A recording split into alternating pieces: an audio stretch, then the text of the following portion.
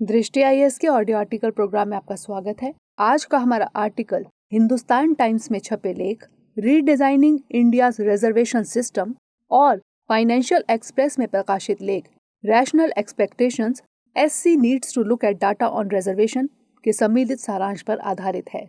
इसमें टीम दृष्टि के इनपुट्स भी शामिल हैं।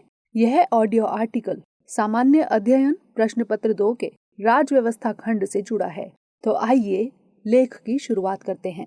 हमारे वीडियो अंग्रेजी में देखने के लिए फॉलो करें हमारा ही दूसरा यूट्यूब चैनल दृष्टि आईएएस इंग्लिश।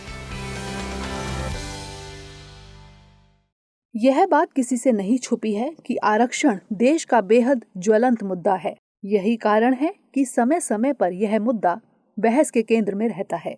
लेकिन अब की बार इस मुद्दे ने लगभग 3 दशक पुरानी बहस फिर से छेड़ दी है। बहस इस बात पर हो रही है कि क्या आरक्षण की सीमा 50% से ज्यादा हो सकती है। यह सवाल सुप्रीम कोर्ट की एक बेंच ने देश के सभी राज्यों से पूछा है। ऐसा तब हुआ जब मराठा आरक्षण का एक मामला सुप्रीम कोर्ट पहुंचा। दरअसल महाराष्ट्र सरकार ने नौकरियों और शिक्षण संस्थानों में मराठों के लिए 16% आरक्षण की व्यवस्था की थी, जिसे 12 से 13% पर लाकर बॉम्बे हाई कोर्ट ने हरी झंडी दे दी थी। लेकिन इस फैसले को सुप्रीम कोर्ट में चुनौती दी गई। शीर्ष अदालत में दायर याचिका पर सुनवाई करते हुए जस्टिस अशोक भूषण की बेंच ने सभी राज्यों की राय जानने की जरूरत जताई। दरअसल 1992 में इंदिरा साहानी बनाम भारत संघ मामले में सुप्रीम कोर्ट ने शिक्षा और नौकरियों में आरक्षण के सामने 50% की लक्ष्मण रेखा खींच दी थी। सुप्रीम कोर्ट के इसी फैसले के बाद से यह व्यवस्था हो गई कि अगर कोई विशेष परिस्थिति ना हो तो 50% से ज्यादा आरक्षण नहीं दिया जा सकता। लिहाजा जब भी राजस्थान में गुर्जर, हरियाणा में जाट, महाराष्ट्र में मराठा, गुजरात में पटेल आरक्षण मांगते हैं तो सुप्रीम कोर्ट का यही फैसला आड़े आ जाता है। लेकिन शीर्ष अदालत को अब यह महसूस हो रहा है कि इंदिरा साहानी मामले पर एक बार फिर से विचार करने की जरूरत है। हालांकि ऐसा नहीं है कि 50% से ज्यादा वाली व्यवस्था का यह पहला मामला है। यह व्यवस्था कई राज्यों में अभी भी लागू है। इसमें तमिलनाडु का नाम सबसे ऊपर आता है, जहां 69% आरक्षण की व्यवस्था है। न्यायिक समीक्षा से बचाने के लिए संबंधित कानून को 9वीं अनुसूची में रखा गया है। लिहाजा कोर्ट चाहता है कि 50% की बाध्यता जैसे सवाल को केवल महाराष्ट्र तक सीमित न रखा जाए, बल्कि सभी राज्यों से उनका तर्क जाना जाए। कोर्ट इस बात की भी परख करना चाहता है कि क्या 102वां संविधान संशोधन अधिनियम सामाजिक और शैक्षिक रूप से पिछड़ों को लाभ प्रदान करने के लिए राज्य विधानमंडलों के अधिकार में दखल देता है। इसलिए अनुच्छेद 342A की व्याख्या को भी समझने की जरूरत है। आइए इन्हीं पहलुओं पर विचार करते हैं। सबसे पहले पूरे मामले पर एक नजर डालते हैं। दरअसल 2018 में महाराष्ट्र की तत्कालीन एनडीए सरकार ने मराठा आरक्षण को मंजूरी देने वाला एक कानून पास किया। इस कानून को Maharashtra state reservation for socially and educationally backward classes यानी SEBC एक्ट 2018 नाम दिया गया। इस कानून के तहत मराठा समाज को नौकरियों और शिक्षा में 16% आरक्षण देने की बात की गई। लेकिन इस कानून को चुनौती देने वाली याचिका बॉम्बे हाई कोर्ट में दायर की गई। तब कोर्ट ने इसमें कमी करते हुए मराठा समाज के लिए शिक्षा में 12 और नौकरियों में 13% आरक्षण तय किया। इंदिरा साहानी केस पर हाई कोर्ट ने कहा कि अपवाद के तौर पर राज्य में सुप्रीम कोर्ट द्वारा निर्धारित 50% आरक्षण की सीमा पार की जा सकती है। इस कानून के लागू होने से पहले तक महाराष्ट्र में आरक्षण की लागू सीमा 52% थी, लेकिन इस कानून के लागू होने के बाद इसकी सीमा 68% हो गई। लिहाजा हाई कोर्ट के इस फैसले को सुप्रीम कोर्ट में चुनौती दी गई। चूंकि विशेष परिस्थितियों में ही आरक्षण की सीमा 50% पार जाने की इजाजत है, इसलिए इंदिरा साहानी केस का हवाला देते हुए 3 जजों की बेंच ने इस पर रोक लगा दी। साथ ही इस मामले को 5 जजों की बेंच को भेज दिया। अब जबकि जस्टिस अशोक भूषण की अगुवाई वाली 5 जजों की संवैधानिक पीठ इस कानून की संवैधानिक वैधता की जांच कर रही है, तब कोर्ट को लग रहा है कि सभी राज्यों की भी राय ली जानी चाहिए। इसके पीछे वजह है कि इस मामले में अनुच्छेद 342A की व्याख्या भी शामिल है, जिससे सभी राज्य प्रभावित होंगे। इसलिए सभी राज्यों को सुने बिना फैसला लेने को कोर्ट मुनासिब नहीं समझ रहा है। सवाल है कि अनुच्छेद 342A क्या है। दरअसल संविधान के भाग 16 में कुछ वर्गों के लिए विशेष उपबंध किए गए हैं। इसमें अनुसूचित जाति और अनुसूचित जनजाति आयोग की व्यवस्था का जिक्र है। हालांकि 2003 में 89वें संविधान संशोधन अधिनियम के तहत संविधान में अनुच्छेद 338A जोड़ा गया। इसके तहत अनुसूचित जनजाति के लिए अलग से आयोग की व्यवस्था की गई, लेकिन पिछड़ी जातियों के लिए बने राष्ट्रीय आयोग को 2018 में संवैधानिक दर्जा हासिल हुआ है। इसके लिए 102वें संविधान संशोधन अधिनियम के तहत अनुच्छेद 338B को जोड़ा गया। इसी अधिनियम के तहत संविधान में अनुच्छेद 342A भी जोड़ा गया, जो पिछड़े वर्गों की पहचान से संबंधित है।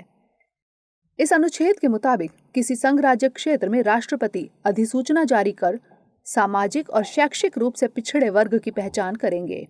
राज्यों के मामले में इसके लिए राज्यपाल से परामर्श कर राष्ट्रपति ऐसे वर्गों की पहचान करेंगे। चूंकि अब पिछड़े वर्गों की पहचान का अधिकार राष्ट्रपति को मिल गया है, इसलिए ऐसा माना जा रहा है कि इस अनुच्छेद के वजूद में आने के बाद पिछड़े वर्ग के नागरिकों के संबंध में कानून बनाने या वर्गीकृत करने की राज्यों की शक्ति प्रभावित होगी। ऐसे में यह सवाल उठता है कि क्या इससे संविधान की संघीय नीति या संरचना प्रभावित होती है, क्योंकि महाराष्ट्र सरकार किसी वर्ग को पिछड़े वर्ग के रूप में घोषित नहीं कर सकती। जाहिर है, ऐसी स्थिति में पिछड़ा वर्ग निर्दिष्ट किए बिना किसी वर्ग को आरक्षण नहीं दिया जा सकता है। यही कारण है कि अदालत न केवल इंदिरा साहनी केस का विश्लेषण करना चाहती है, बल्कि अनुच्छेद 342A पर भी विचार करना चाहती है।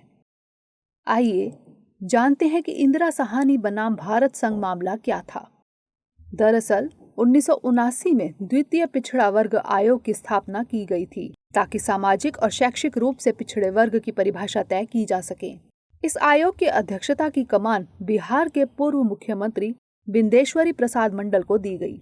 इस आयोग ने पाया कि भारत की 52% आबादी सामाजिक और आर्थिक पिछड़ेपन का शिकार है। लिहाजा मंडल आयोग ने इन वर्गों के लिए शिक्षा और सरकारी नौकरियों में 27% आरक्षण की सिफारिश की।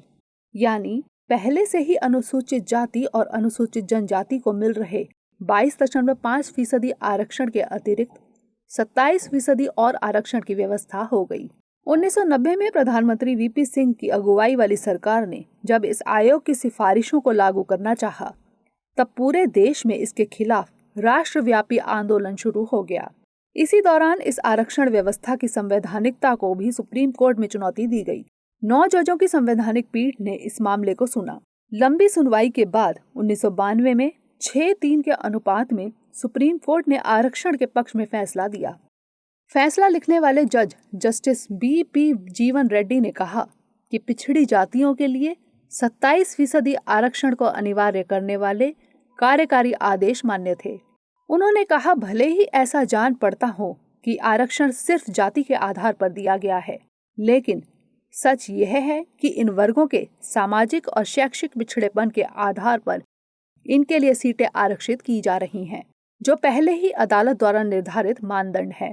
उन्होंने कहा कि भले ही यह सूची विशेष रूप से जाति पर आधारित है, लेकिन आयोग के सामने मौजूद सामग्रियों और उसकी रिपोर्ट में दिए गए कारणों से साफ है कि पूरी जाति सामाजिक और शैक्षणिक रूप से पिछड़ी है और इसलिए उनका पिछड़े वर्गों की सूची में शामिल होना अनुच्छेद 15(4) के तहत दिया गया एक अधिकार है। इस तरह से ऐतिहासिक इंदिरा साहनी केस ने 2 अहम मिसालें तय की। पहला यह कि आरक्षण के लिए योग्य किसी समूह के लिए सामाजिक और शैक्षिक पिछड़ापन एक मानदंड होगा। दूसरा, अदालत ने M.R. बालाजी बनाम मैसूर राज्य मामला 1963 और देवदासन बनाम भारत संघ मामला 1964 को दोहराया, जिसमें आरक्षण की सीमा 50% रखने की बात कही गई थी। हालांकि कोर्ट ने यह भी तय किया कि जब तक कोई असाधारण परिस्थिति नहीं होगी, तब तक इस सीमा को नहीं लांघा जाएगा। हालांकि इस सीमा को कई राज्य लांघ चुके हैं। जैसा कि पहले ही जिक्र हुआ, तमिलनाडु राज्य पहले ही 50% से ज्यादा आरक्षण दे रहा है। तमिलनाडु सरकार ने Tamil Nadu backward classes, scheduled caste and scheduled tribes, reservation of seats in educational institutions and of appointments or post in services under the state act 1993 पारित किया। इसके तहत राज्य में कॉलेजों और नौकरियों में 69% सीटें आरक्षित की गई। हालांकि यह कानून इंदिरा साहनी केस के बाद बना, इसलिए 76वें संविधान संशोधन अधिनियम 1994 के तहत इस कानून को 9वीं अनुसूची में स्थापित कर दिया गया, ताकि अनुच्छेद 31A के तहत होने वाली न्यायिक समीक्षा से इसे बाहर रखा जा सके। जब तमिलनाडु सरकार के इसी कानून को IR कोएल्हो बनाम तमिलनाडु राज्य मामला 2007 में चुनौती दी गई, तब सुप्रीम कोर्ट की 9 जजों की बेंच ने सर्वसम्मति से कानून के हक में फैसला दिया। तब कोर्ट ने व्यवस्था दी कि 9वीं अनुसूची के तहत रखे गए कानूनों को मौलिक अधिकारों के उल्लंघन के आधार पर चुनौती नहीं दी जा सकती है। उन्हें केवल इस आधार पर चुनौती दी जा सकती है कि यह संविधान की मूल संरचना का उल्लंघन करता है या नहीं। ऐसे में सवाल है कि आगे की राह क्या हो। 50% की सीमा और विशिष्ट जाति सूचियों के लिए मौजूदा वक्त में विभिन्न चुनौतियां विद्यमान हैं। ये चुनौतियां बार बार अदालतों की दहलीज पर अपनी मौजूदगी दर्ज कराती रहती हैं। अब जबकि यह चुनौती फिर से अदालत का दरवाजा खटखटा रही है, तब भारत के पास मौका है कि वह आरक्षण और सामाजिक न्याय के बीच की कड़ी के पुनर्निर्माण के बारे में सोचे। इसमें सबसे बेहतर सुधार यह होगा कि अपेक्षाकृत समृद्ध लाभार्थियों की संख्या को कम किया जाए। इसके लिए मौजूदा क्रीमी लेयर सिस्टम को और लंबी दूरी तय करने की जरूरत है। इतना ही नहीं, विशुद्ध रूप से राजनीतिक आधार पर अपेक्षाकृत समृद्ध जातियों को आरक्षण देने की व्यवस्था को भी ध्वस्त करना होगा। दरअसल देखा यह जा रहा है कि राज्य सरकारें सियासी फायदे के लिए अतिरिक्त आरक्षण की बात तो करती हैं, लेकिन पहले से ही मिल रहे आरक्षण पर समीक्षा से पल्ला झाड़ते नजर आती हैं। जिस प्रकार से पिछड़े वर्ग में क्रीमी लेयर की व्यवस्था करके समृद्ध परिवारों को आरक्षण देने से रोका गया है, SC/ST आरक्षण में उसी तरह की व्यवस्था की कमी नजर आती है। अगर ऐसा हो तो ही आरक्षण का लाभ जरूरतमंदों को मिल सकेगा। इससे इतर पिछड़ी जातियों के पहचान से संबंधित अधिकारों पर भी स्पष्टता की जरूरत है। जब से अनुच्छेद 342A को संविधान में जोड़ा गया है, तब से हालांकि वर्गों की पहचान का कोई मामला सामने तो नहीं आया है, लेकिन ऐसा माना जा रहा है कि भविष्य में इसमें दिक्कत आ सकती है। जाहिर है इन सभी पहलुओं पर स्पष्टता की जरूरत है, ताकि आरक्षण की सुविधा को सही लोगों तक पहुंचाया जा सके। आइए नोट करते हैं आज का सवाल। इंदिरा साहनी बनाम भारत संघ मामला क्या है?